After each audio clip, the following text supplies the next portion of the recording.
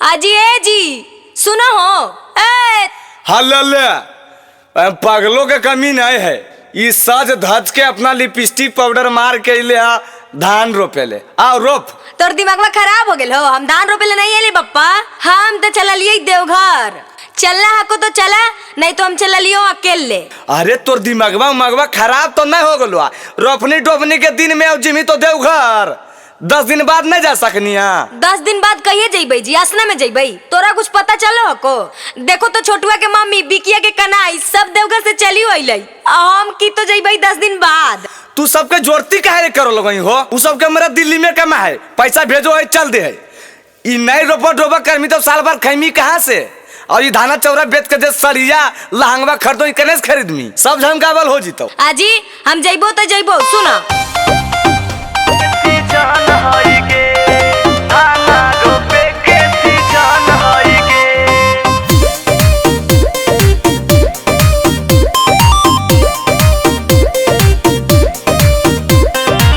सब कोई के कामर के ना गेले पिया, आधा लोग जल ढर के आ गेले पिया।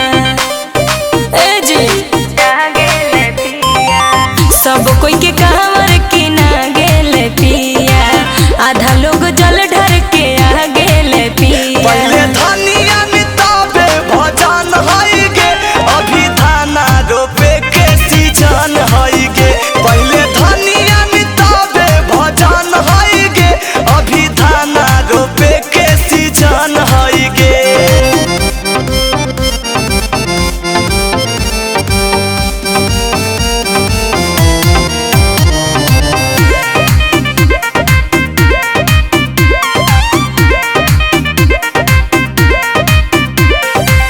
ऐसे ना घूर गे जैबै जरूर गे, पहले जरूरी किसानी पिया हो सावनवा बीत जीते, किनल कामर सही छूट जीते।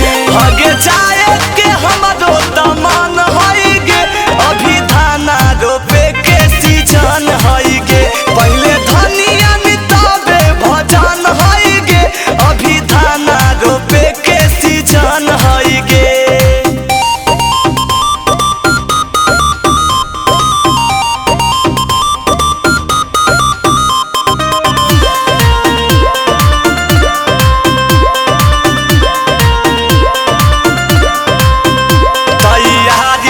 भैले है सामान सब किनैले है, रुके चलल जीते धानी गे। बाबा के दिन में न लीला करो, नहीं जइबो त रूप